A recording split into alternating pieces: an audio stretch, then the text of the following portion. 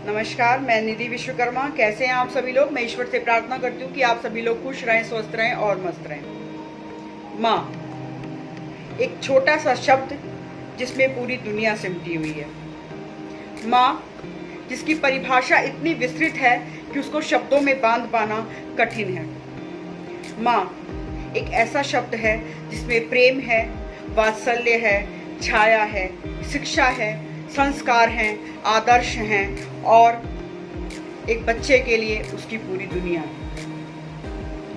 वो शब्द अपने आप में बहुत कुछ समेटे हुए हैं। एक स्त्री जब माँ बनती है तब उसके दो रूप हो जाते हैं, एक वो और एक उसका बच्चा।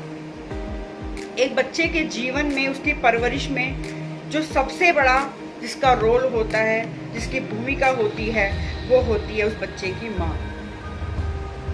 बच्चा जन्म से पहले ही जिसके साथ जुड़ जाता है वो होती है उसकी माँ।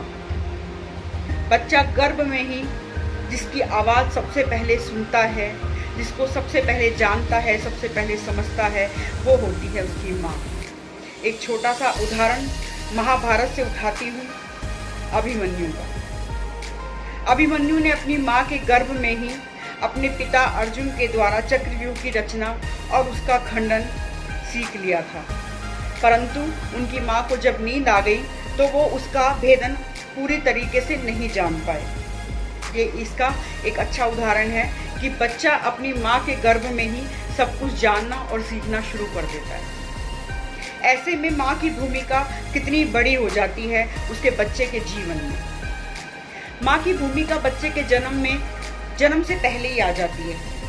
इसीलिए शायद हमारे बड़े बुजुर्ग कहते हैं कि जब आप गर्भवती हैं, जब आपके गर्भ में एक छोटा बच्चा जन्म लेने की तैयारी कर रहा होता है, उस समय आप एक अच्छे माहौल में रहें, कुछ वेद ग्रंथों का श्रवण करें, कुछ अच्छी बातें सुनें, बड़े बुजुर्गों के साथ बैठें। शायद इसीलिए कि एक माँ जिस तरीके का आचरण करती है, जिस तरीके की बातों का श्रवण करती है, वो सब का सब असर सीधे सीधे उसके बच्चे पर आता है।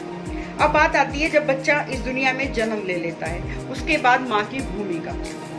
जब बच्चा इस दुनिया में जन्म लेता है तो उसकी माँ के 24 घंटे, मैं कहूँ तो उसके जीवन के 10 या 12 साल पूर्ण रूप से उसके बच्चे को समर्पित हो जाते हैं या हो जाने चाहिए, क्योंकि माँ ही बच्चे की प्रथम गुरु होती है। माँ की ही जिम्मेदारी होती है कि उसका बच्चा स्वस्थ शरीर से लेके स्वस्थ दिमाग तक की एक अच्छी यात्रा कर सके।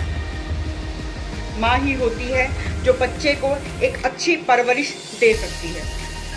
बच्चे के स्वास्थ्य से लेकर, बच्चे के मानसिक स्वास्थ्य से लेकर, बच्चे के सामाजिक स्वास्थ्य से लेकर, उसको दुनिया की सारी जानकारी तक उसकी माँ ही उसको सबसे पहले बताती है। तो सबसे पहले माँ को अपने आचरण को व्यवस्थित करना होता है। जैसा हम अपने बच्चों को चाहते हैं कि वो बने, जैसा हम चाहते हैं कि वो व्यवहार करे, उसी तरीके का व्यवहार सबसे पहले हमें अपने बच्चों के सामने करना चाहिए और करना पड़ता है।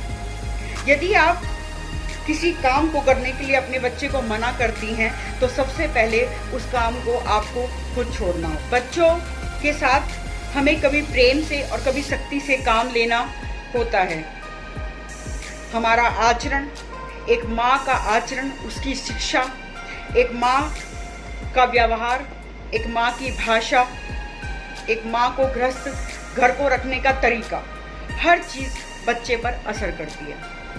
तो सीधे सीधे कहें तो माँ वो आईना है जिसको देखकर बच्चा बड़ा होता है, अपना रूप लेता है। जब तक बच्चा 12 या 13 साल का नहीं हो जाता है तब तक माँ को उसकी परवरिश करनी चाहिए और करनी होती है। तो बच्चे का स्वस्थ शरीर, उसका स्वस्थ दिमाग, उसकी संतुलित सोच, उसके अंदर संस्कार व दुनिया की समझ सिर्फ और सिर्फ उसकी माँ ही प्रथम रूप में उसको देती है।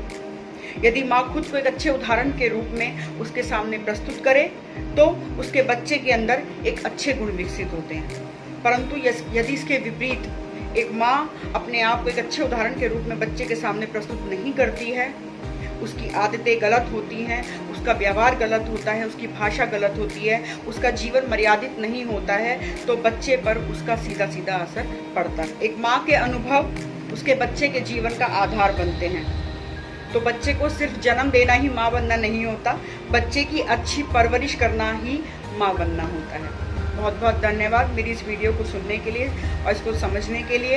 अगर आपको मेरे ये विचार अच्छे लगते हैं तो कृपया कमेंट बॉक्स में ज़रूर बताइए, और अगर आप चाहते हैं कि हमारी चर्चा इसी प्रकार चलती रहे तो मेरे चैनल को सब्सक्राइब जरूर कीजिए। जय हिंद, जय भारत।